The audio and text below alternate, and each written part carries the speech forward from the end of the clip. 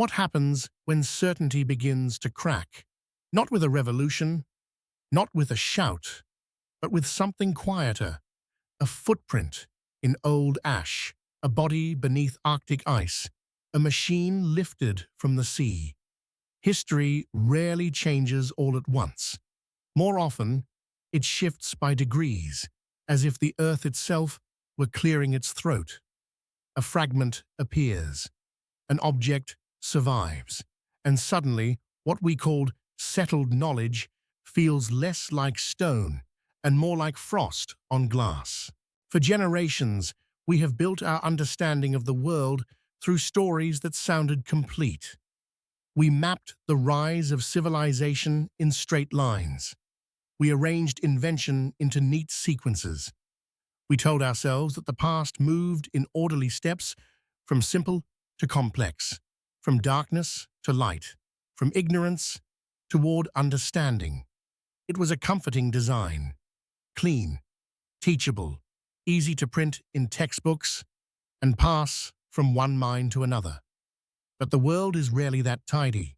Again and again, certain discoveries have arrived like letters from another century, written in a language of contradiction. They do not always overturn everything. Sometimes they do something more unsettling. They reveal how much of what we call fact is really a temporary arrangement of evidence, interpretation, and belief. They remind us that absence is not proof, and that silence in the record may only mean we have not learned where to listen. This is not a story about experts failing or knowledge collapsing. It is something more human than that. It is a story about the limits of certainty and about the strange humility that real discovery requires. Because every age believes it finally sees clearly. Every generation is tempted to mistake its best explanations for final truth. And then, from the ice, the desert, the seabed, or the bones of the dead, the past returns with a gentler message: look again. What if history is not a closed book, but a conversation still being written? What can a single body teach the living? On a wind-burned island in the high Arctic, where the silence feels older than language, that question began with a face emerging from the frozen ground. Not a relic reduced to bone, but a man still carrying the shape of himself, as if the cold had interrupted his story rather than ended it. He had once belonged to an expedition, swallowed by the 19th century's great northern dream, the search for a passage through ice, empire, and ambition. For years, the story told afterward was neat and merciless. The ships were trapped, the men were lost. Nature won quickly. It fit the lessons people preferred about the polar world, that it was too vast, too hostile, too absolute for human endurance. But the frozen sailor suggested something far more complicated. When researchers studied his remains, they found not only preservation, but evidence of time. More time than historians had expected, more struggle than the official narrative allowed. His body hinted at a drawn-out existence after the expedition had already passed into legend. Food had been found, however little. Survival had continued, however painfully. The Arctic had not ended these men in a single clean stroke. It had worn them down slowly, forcing choices that belonged less to adventure than to desperation. There were signs of sickness too, and contamination, and the brutal arithmetic of a failing expedition. Lead, starvation, deficiency. The body became a document written in tissue rather than ink, telling a story no report had fully captured. What had been taught as a swift collapse began to look more like an extended negotiation with death, carried out in darkness, wind, and hunger. And that is often how history changes. Not when a grand theory collapses in public, but when one human life, recovered by chance, refuses to fit the lesson. In the Arctic, the dead did not speak loudly. He did something more unsettling. He asked whether endurance is always measured correctly by those who survive to describe it. What if extinction is sometimes only a failure of sight? In 1938, on the coast of South Africa, that question arrived in the body of a fish hauled up from deep water. It was not beautiful in any conventional sense. Heavy-headed, armored in scales, with fins that looked almost like limbs, it seemed to belong less to the modern ocean than to an older Earth. A museum curator saw it first and sensed that something was wrong in the most important way. This creature was familiar, but only from stone. Scientists knew it from fossils. Students had seen it in diagrams. It was supposed to have vanished with a world long gone. A survivor from ancient seas erased tens of millions of years earlier, and yet here it was, gleaming and real, resting on a dock under contemporary light. The discovery unsettled more than a timeline. It disturbed a habit of thought. The fossil record had been treated not as a partial archive, but as something closer to a verdict. If a species disappeared from the record, it was easy to speak as though the Earth itself had closed the case.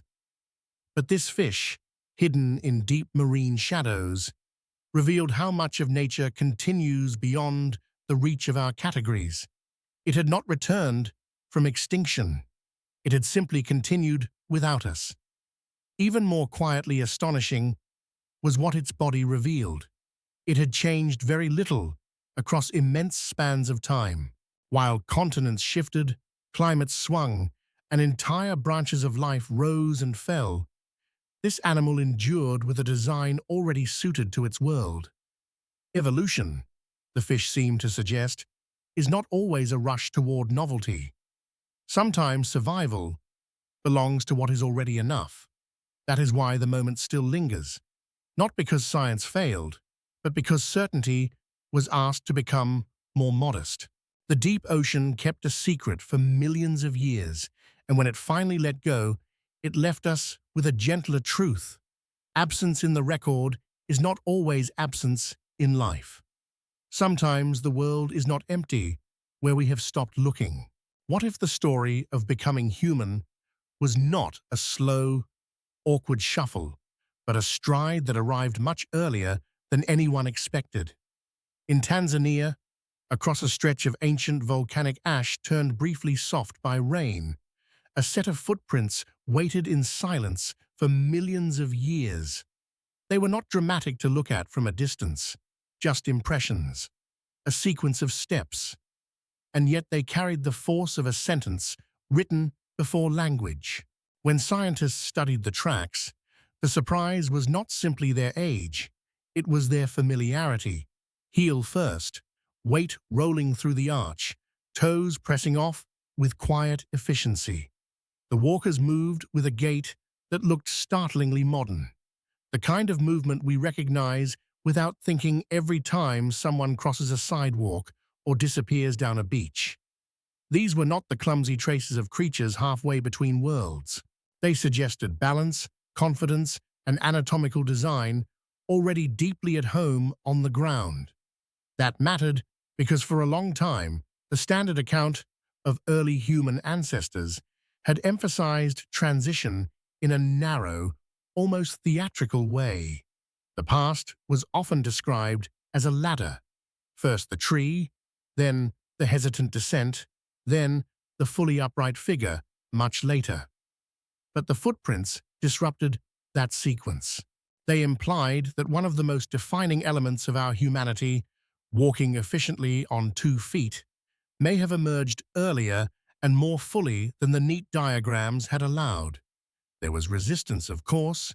There almost always is when a fragile model meets the stubbornness of evidence. Could the tracks be younger than believed? Could they belong to some other kind of creature? Yet the volcanic layer held its date, and the tracks held their form. The ash had kept the moment too well, and so the meaning widened. Evolution did not become less real. It became less tidy. The path toward us was no simple parade of predictable stages. It was older, stranger, and more inventive than the classroom version had suggested. Perhaps that is the deeper lesson of those footprints. Before we wrote histories of ourselves, we were already leaving behind evidence that our own stories would one day need rewriting. What if extinction is sometimes a word spoken too soon?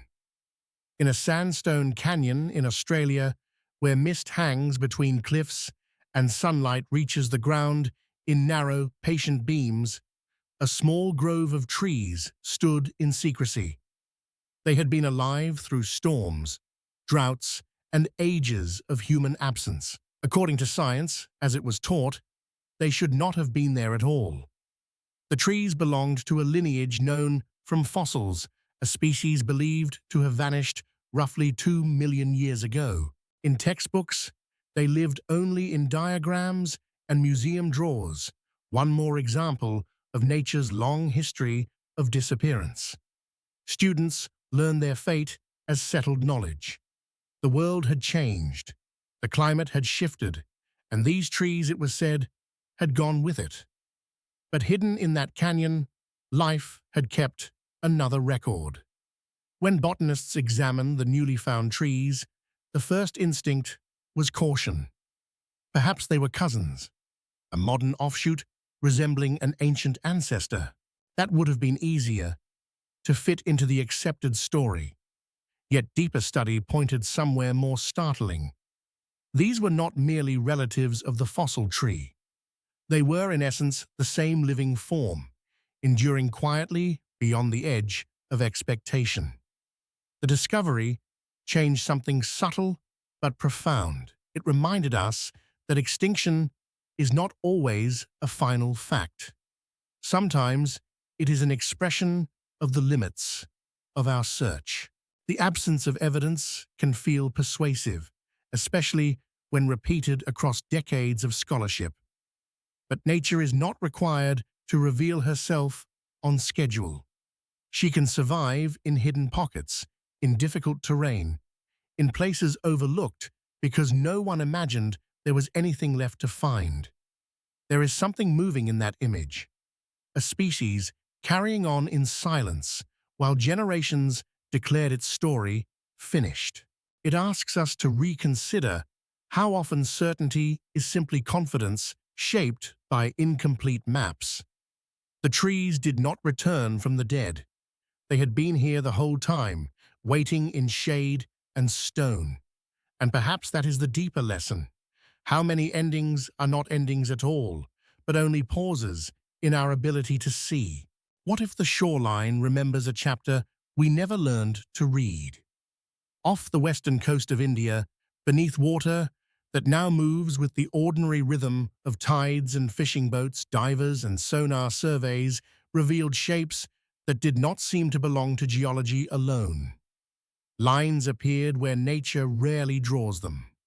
Grids, angles, long stretches of stone that looked less like accident than intention. At first, the temptation was caution, even dismissal. The sea is a master of illusion. Rock can resemble architecture. Patterns can emerge where none were planned. And yet the site kept offering details that were harder to ignore. Formations suggestive of walls and streets, worked stone, artifacts recovered nearby, and dates pointing back roughly 9,500 years. That was the unsettling part.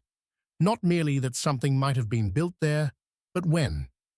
For generations, the accepted story of civilization has been taught with a kind of calm authority. Cities, monumental building, organized urban life.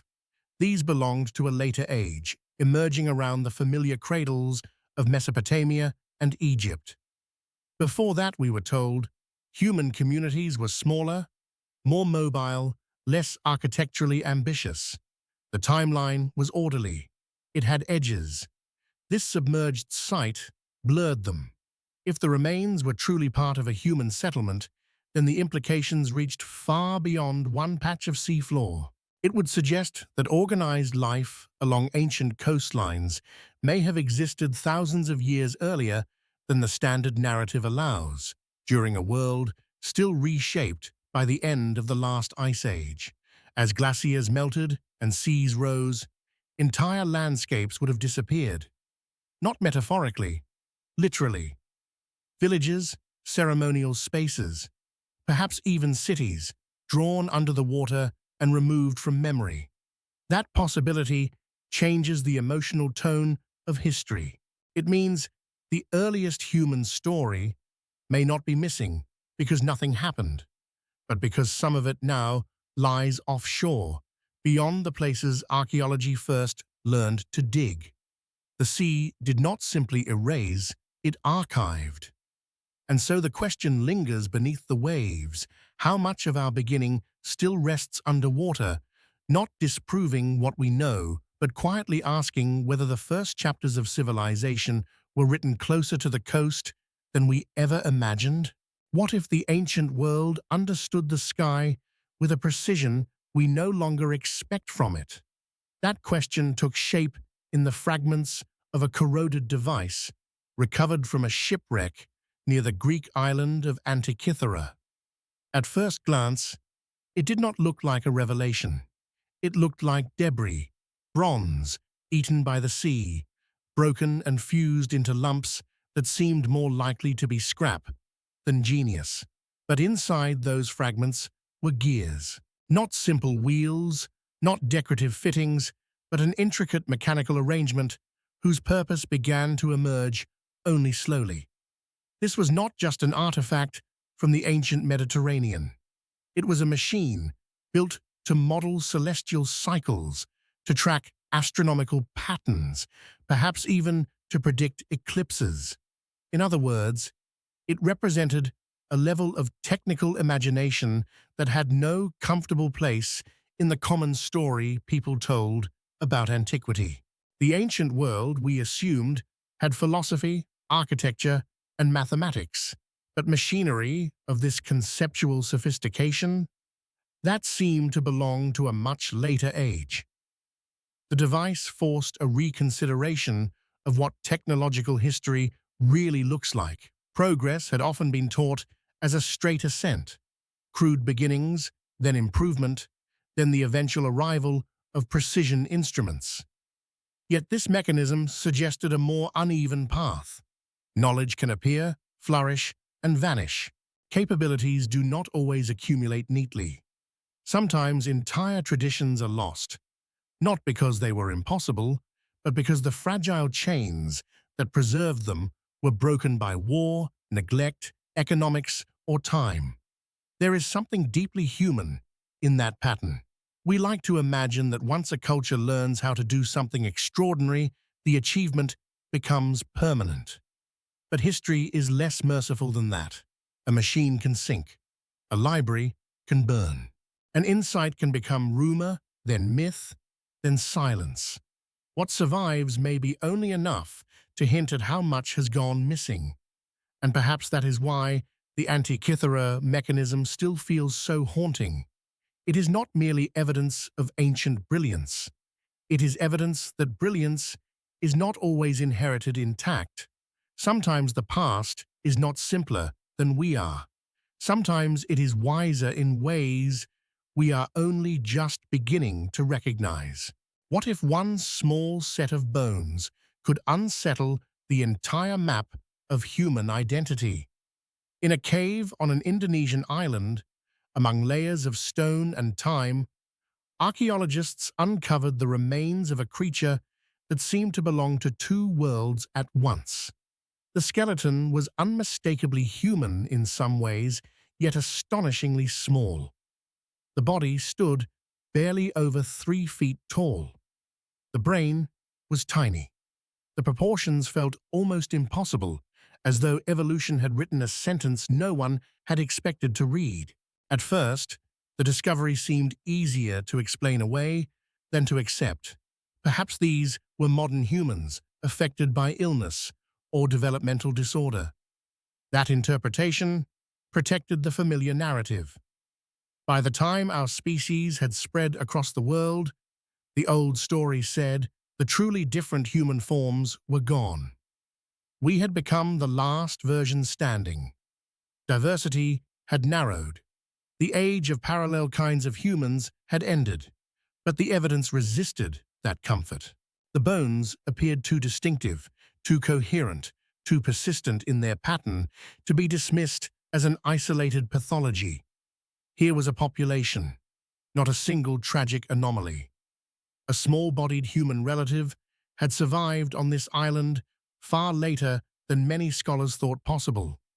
It was a reminder that evolution, especially on islands, does not always move toward greater size, strength, or familiar expectations. Isolation can make life stranger. It can shrink giants, enlarge the small, and produce beings that seem almost mythical when viewed from the outside.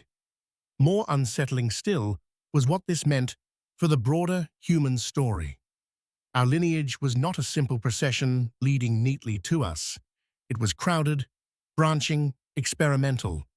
Different kinds of humans overlapped in time, in geography, perhaps even in memory. The past was not a stage cleared for our arrival. It was a shared landscape.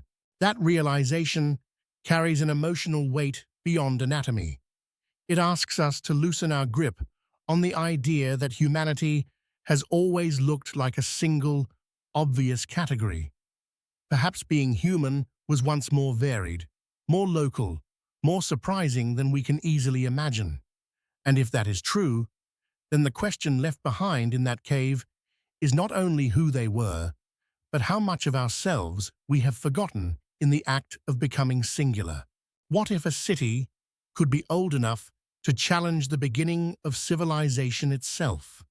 In southeastern Turkey, on a windswept hill once dismissed as little more than a rise in the land, stone circles emerged from the earth. They were vast, deliberate, and ancient beyond expectation. Towering pillars stood in rings, carved with animals and symbols that seemed to speak from a world before writing, before pottery, before the settled agricultural life, long believed necessary for monumental construction. That sequence had felt secure for generations. First came farming, then surplus, then permanent villages, then religion and ritual expressed in architecture. It was the classic ladder of civilization, practical before spiritual, bread before temples. But this site turned the ladder sideways. Here was organized labor, symbolic imagination, and large-scale construction appearing at a moment when humans were still thought to live mostly as mobile hunter-gatherers. The implications were difficult to absorb because they inverted a familiar cause and effect. Perhaps people did not settle down only after farming gave them the means. Perhaps gathering for ritual, memory, and shared belief helped create the conditions that made settled life desirable in the first place. In that reading, civilization did not begin with mere subsistence. It began with meaning, with the urge to gather, commemorate, and shape a common world out of stone and story. That possibility transforms the emotional center of early history. It suggests that the human hunger for significance may be older than our first fields. Long before cities and empires, people may have already been building places not simply to survive, but to belong. The earliest monuments were not just technical achievements. They were statements of inner life, expressions of minds already searching for order in the sky, in animals, in death, and in one another. So the hill in Turkey leaves us with a quiet reversal. Maybe civilization was not born when humans learned to control nature. Maybe it began when they felt compelled to gather around mysteries they could not control at all. And if that is true, then the roots of history are not only economic or practical, they are spiritual in the widest, most human sense. A longing to make meaning together before anyone knew exactly what the future would be. What if the oldest engines of change were not made of iron or steam, but of beings too small to see? For much of human history, disease was explained through imbalance, bad air, divine judgment, or the mysterious corruption of places and bodies. It was an understandable worldview. Suffering appeared suddenly, spread invisibly, and seemed to obey no obvious rule. Epidemics felt like weather sent through flesh. Then the microscope began to alter the scale of reality. What emerged through glass was not merely a new tool, but a new universe. Tiny organisms, once unimaginable, entered human thought as living agents with the power to transform cities, armies, hospitals, and homes. This did not happen all at once, and it did not immediately erase older explanations. But slowly, one of the most established assumptions in medicine began to fracture. Illness was not always a vague, atmospheric curse. Often, it had specific causes. It traveled through contact, water, instruments, breath. The invisible world was not abstract. It was intimate. The change was revolutionary because it turned mystery into mechanism. Once disease could be linked to microbes, medicine itself changed direction. Cleanliness became more than a virtue. It became a defense. Surgery became less a brutal gamble and more a disciplined confrontation with contamination. Public health expanded beyond care for the sick and into systems of prevention, sanitation, quarantine, and infrastructure. Entire societies began reorganizing themselves around something no one had known how to see. And yet the discovery also carried a humbling lesson. Humans had been living alongside these organisms forever, shaped by them, harmed by them, even helped by them, without understanding the relationship. We were never as separate from the unseen world as we imagined. The body was not an isolated kingdom. It was an ecosystem under constant negotiation with life beyond our perception. That realization still lingers beneath modern science. Every era believes it understands the forces that govern existence until a hidden layer comes into view and rearranges the terms. The microbial world did not simply explain disease. It revealed how much reality can remain invisible while still determining the fate of civilizations. And it leaves us with a quiet, enduring question. How much else is shaping human life just beyond the limits of what we know how to see? What if memory itself could be older than the stories we tell about it?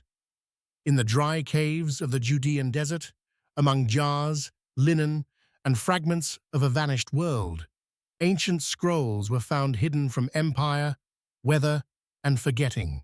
They were fragile, incomplete, sometimes broken into pieces no larger than leaves. Yet what they carried was immense. Voices from more than 2,000 years ago, preserved not as rumor, but as text. Before their discovery, the history of certain sacred writings had often been understood through much later copies. The words were known, cherished, translated, debated. But the physical distance between the originals and the manuscripts that survived into the medieval world left room for doubt. How stable had these texts really been? How much had changed in the long corridor of copying, memory, and transmission? It was easy to imagine gradual drift, quiet alterations, the slow erosion of fidelity over centuries. The scrolls complicated that assumption. What they revealed was not a simple story of corruption or perfect preservation, but something more interesting and more human. Some passages aligned remarkably closely with later versions, suggesting extraordinary continuity across vast stretches of time. Others showed variation, alternate phrasing, or textual families that had not yet hardened into a single standard. The result was not chaos.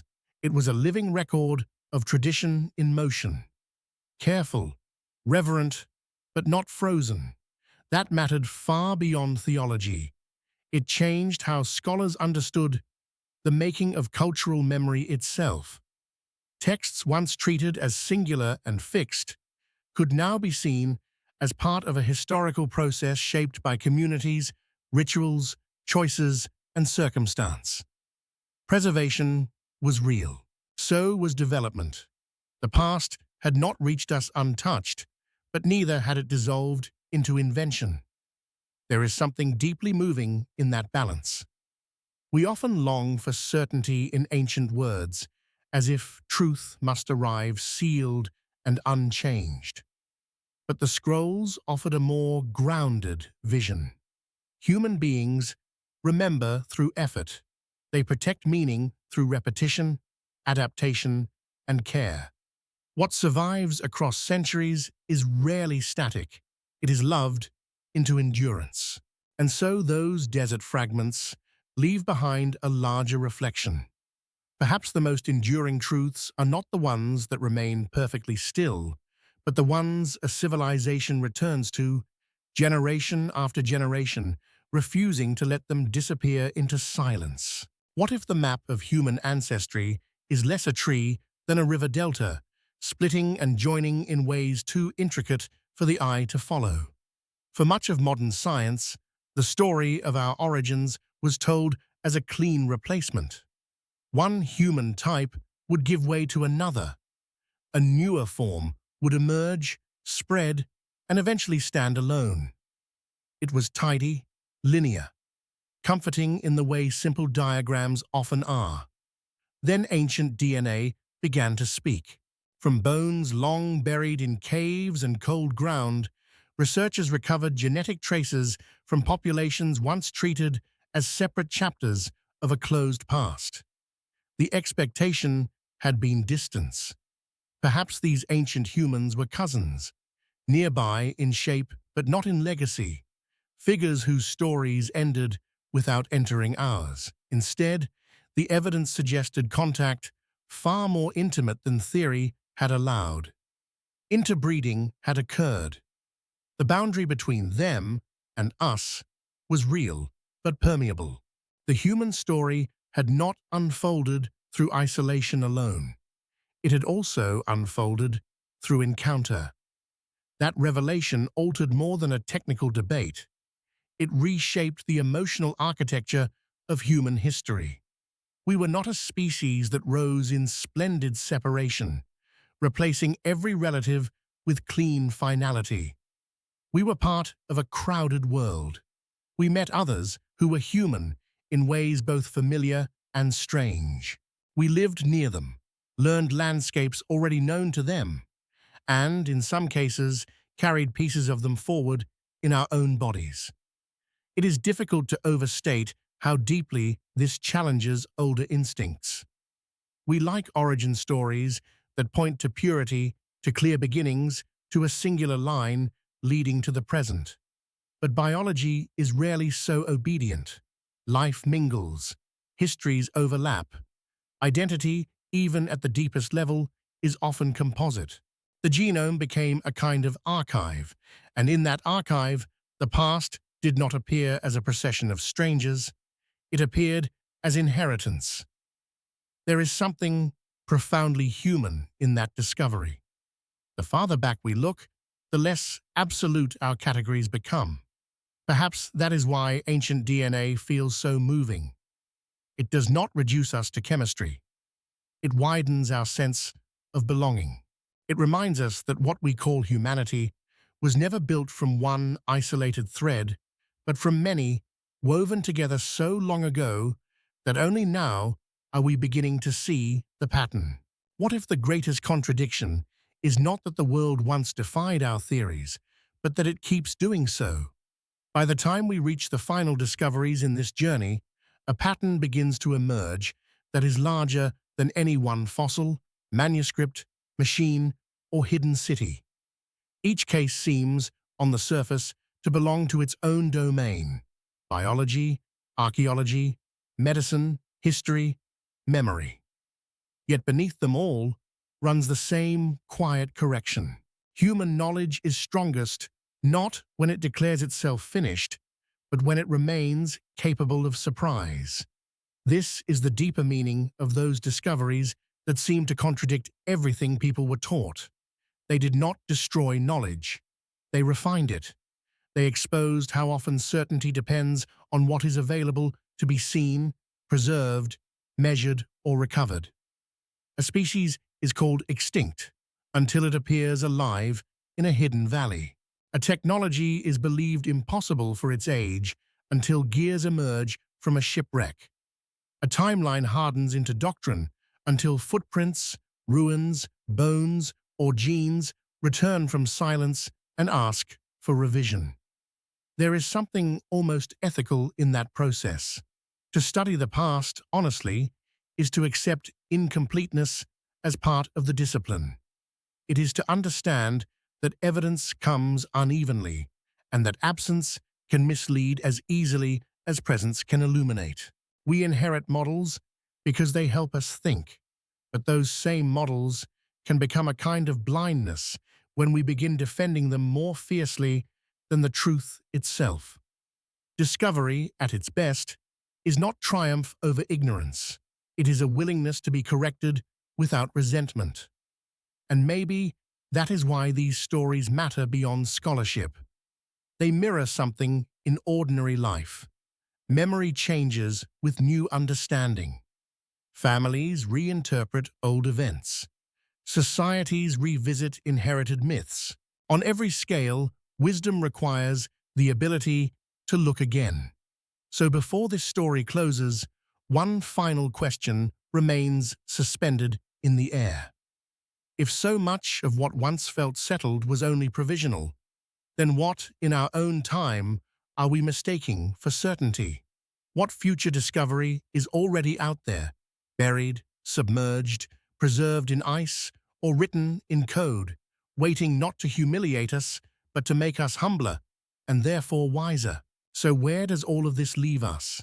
After the frozen sailor, the impossible fish, the ancient footprints, the hidden grove, the drowned ruins, the bronze machine, the small human bones, the early temple, the invisible microbes, the desert scrolls, and the deep inheritance written into DNA, one truth begins to settle with unusual calm. The past is not fragile because it is weak. It is fragile because so much of it survives only in pieces, and pieces ask more of us than certainty ever does. We are taught to think of knowledge as accumulation, like stones stacked steadily into a wall. But the history of discovery suggests something gentler and more unstable. Knowledge is also revision. It is the art of returning to old questions with better tools, wider imagination, and greater humility. Each generation inherits a map of reality drawn by those before it. Some parts are precise. Some are guesses made in good faith. And from time to time, a new finding does not erase the map. It redraws the coastline. There is a deeply human comfort in that image. We do not need the world to become smaller in order to understand it. In fact, understanding often begins when the world becomes larger again, when a mystery is not solved into banality, but opened into deeper connection. The lost are not always lost. The dead are not always silent. The things we bury in theory sometimes rise in evidence and ask us to become more honest, more patient, more alive to complexity. Perhaps that is the quiet gift of contradiction. It reminds us that truth is not a possession. It is a relationship between evidence and interpretation, memory and revision, wonder and restraint. To learn is not merely to collect facts, but to remain teachable, even when the lesson unsettles us. And so the story ends where every real search begins, with humility. Somewhere tonight, beneath ice or desert sand, Under forest shade or ocean floor, another fragment waits, not to destroy what we know, but to deepen it, because the world has always been more intricate than our explanations. And maybe wisdom is simply this: to greet that vastness not with fear, but with gratitude, and to keep listening when the past asks us to look again.